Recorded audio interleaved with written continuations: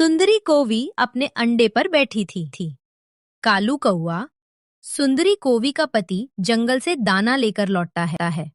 सुंदरी कवि और कालू कौवा दोनों दाना खाते हैं।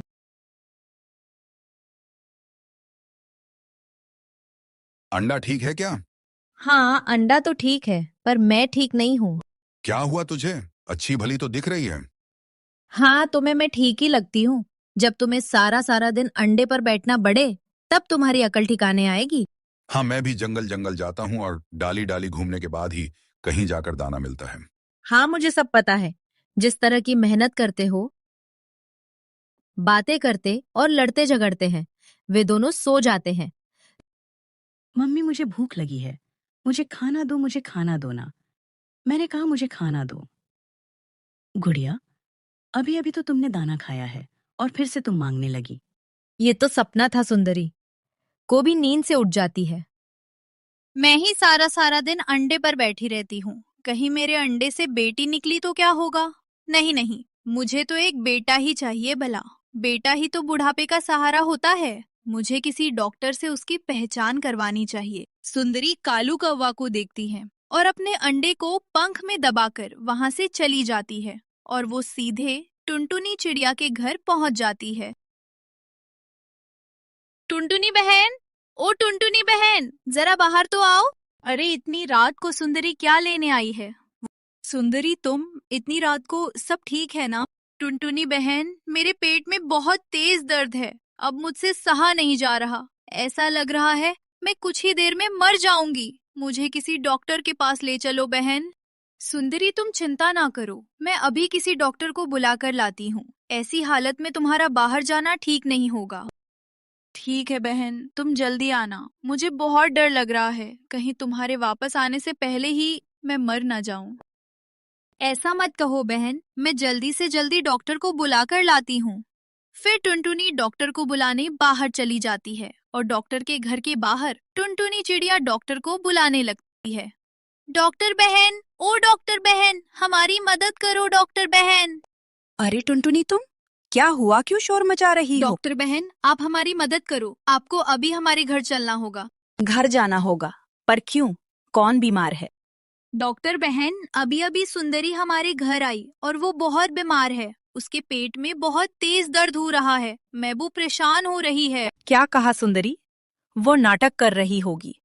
तुम जानती नहीं उसे। वह एक नंबर की धोखेबाज चिड़िया है। नहीं डॉक्टर बहन, तुम जल्दी चलो, कहीं देर ना हो जाए। सुंदरी को बहुत तेज दर्द हो रहा था। ठीक है ठीक है, मैं तुम्हारी वजह से कैसे मना कर सकती हूँ? तुम्हारे कितने एहसान हैं मुझ पर। और फिर टुनटुनी चिड़िया डॉक्टर को लेकर आ जाती है। अरे सुंदरी, क्या हुआ तुझे? तू तो अच्छी भली दिख रही है। सुंदरी कुछ नहीं कहती और चुपचाप डॉक्टर के सामने एक अंडा रख देती है। अंडा किसका है? इस अंडे का क्या करने वाली है तू? नहीं, ये मेरा ही अंडा है। बस मुझे ये जानना है कि इसमें बेटा है या बेटी। क्या कहा तूने? अच्छा, इसका मतलब तू झूठ बोल रही थी। तेरे कहीं दर्द नहीं हो रहा था? तभी टुनटुनी चिड़िया डॉक्टर को समझती है। देखो बहन, इसे सिर्फ बेटा ही बताना। मुझे डर है कहीं इसे पता चला कि अंडे में एक बेटी है तो कहीं ये अपना अंडा ही ना तोड़ दे। ठीक कहा टुनटुनी।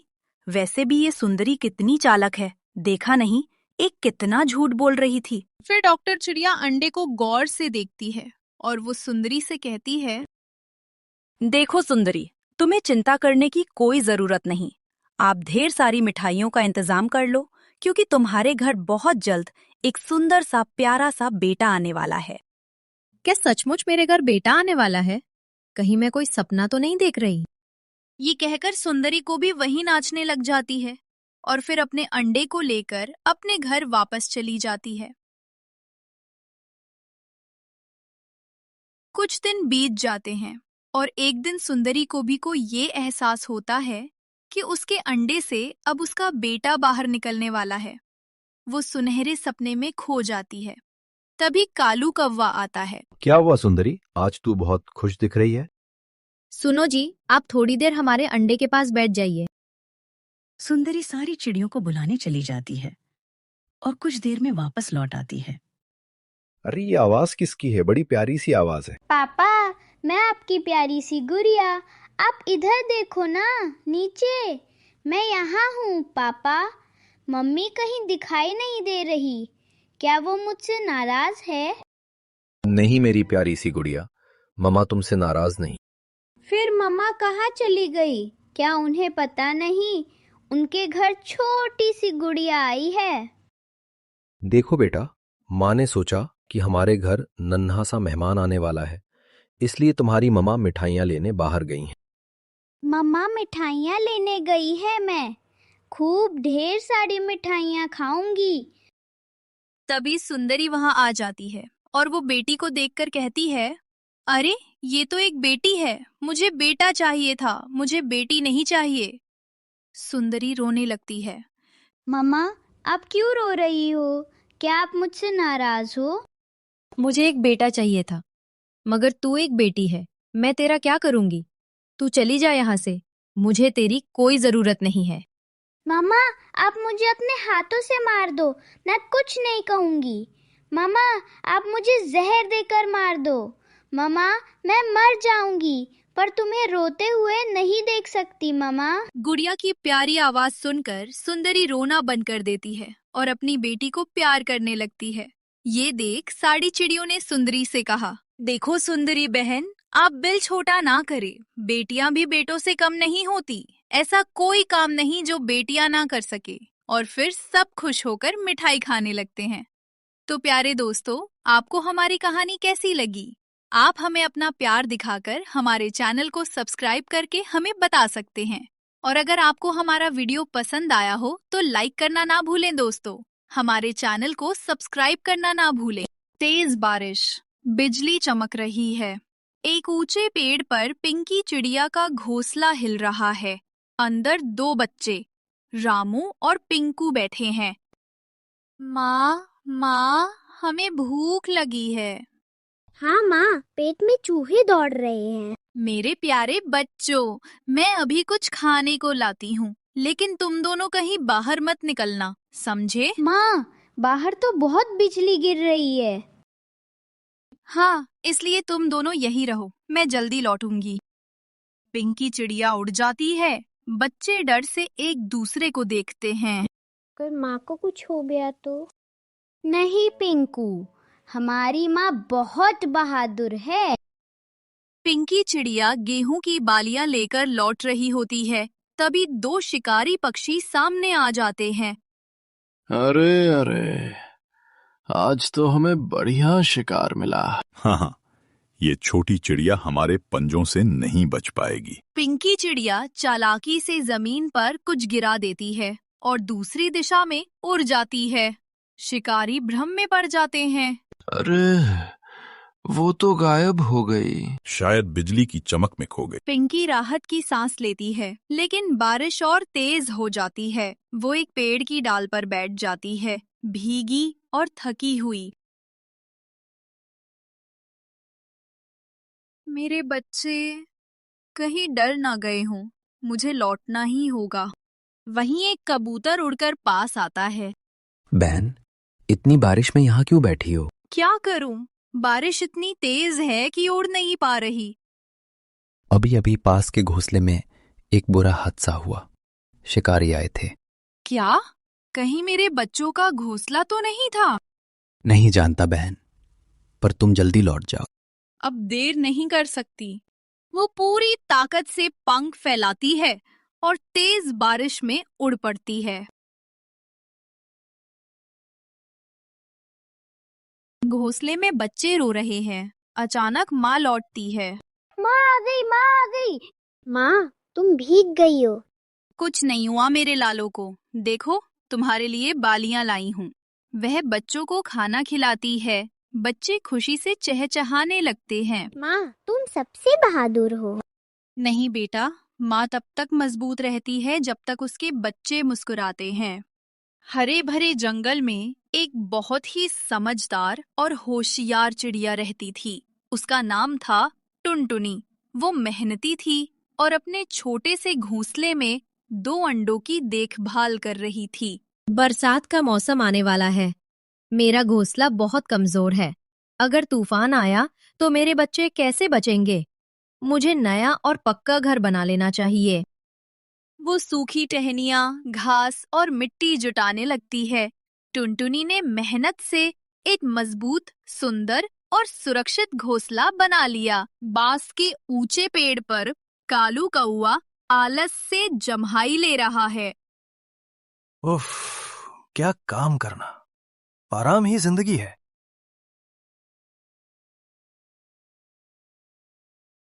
कालू भैया, जल्दी ही बारिश आने वाली है। आप भी अपना घोंसला मजबूत बना लीजिए, वरना परेशानी होगी। अरे टुनटुनी, तू तो हमेशा काम में लगी रहती है। इतना सोचने से क्या होगा? बारिश आई तो देख लेंगे। मैं तो बस भलाई के लिए कह रही थी कालू भैया। टुनटुनी उड़ जाती है। कालू फिर से सो जाता है।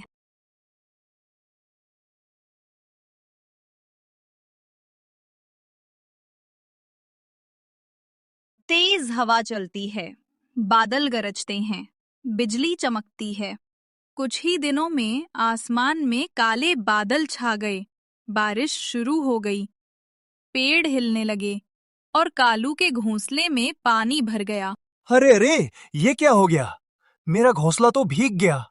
अब मैं कहाँ जाऊं? वो उड़कर टुनटुनी के घर की ओर जाता है। बहन टुनटुनी, मेरी हालत बहुत खराब है। कृपया मुझे अपने घर में थोड़ी जगह दे दो, जब तक बारिश रुक नहीं जाती। ठीक है कालू भैया, अंदर आ जाइए। लेकिन बारिश रुकने के बाद आपको अपना घर बना लेना होगा। कालू अंदर आता है, खुद को सुखाता है और आराम से बैठ जाता है। कालू भैया, अब तो मौसम साफ हो गया है। आप अब अपना नया घर बना लीजिए। अरे टुनटुनी, मेरा पंख दर्द कर रहा है। कल से शुरू कर दूंगा काम। और फिर अगले कालू दिन भैया, अब तो आपका दर्द ठीक हो गया ना? हाँ, पर अब जरा थकान सी लग रही है। 2 दिन बाद बना लूंगा। धीरे धीरे कालू का लालच बढ़ने लगता है। उसे टुनटुनी का घर बहुत आरामदायक लगा। न बारिश की चिंता, न खाना जुटाने की परेशानी। घोंसले में अब 2 छोटे बच्चे चहचहा रहे हैं। अब मेरे बच्चे निकल आए हैं, मगर कालू हर समय घर में रहता है, सारा खाना खा जाता है। मुझे कुछ करना होगा। कालू भैया, मैंने जंगल के पास वाले पेड़ पर बहुत स्वादिष्ट फल देखे हैं। आज चलिए दोनों मिलकर खाते हैं। वाह टुनटुनी, तू तो बड़ी प्यारी है। चल, अभी चलते हैं। और फिर दोनों उड़ जाते हैं। जब कालू फल खाने में मग्न हो गया, टुनटुनी चिड़िया चुपचाप वापस अपने घर लौट आई और दरवाजा बंद कर लिया। टुनटुनी, दरवाजा खोलो, मैं वापस आ गया हूँ। अब बहुत हुआ कालू भैया। मेहनती को अपना घर प्यारा होता है और आलसी को बस दूसरों का घर चाहिए होता है। अब जाइए और खुद अपना नया घर बनाइए। कालू कौआ चुप हो जाता है, सिर झुका लेता है। सच कहा टुनटुनी, आलसी का कोई ठिकाना नहीं होता।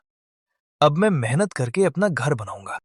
वो उड़कर चला जाता है और अपना नया मजबूत घोंसला बनाने में लग जाता है। तो दोस्तों, हमारी कहानी कैसी लगी हमें कमेंट करके जरूर बताएं।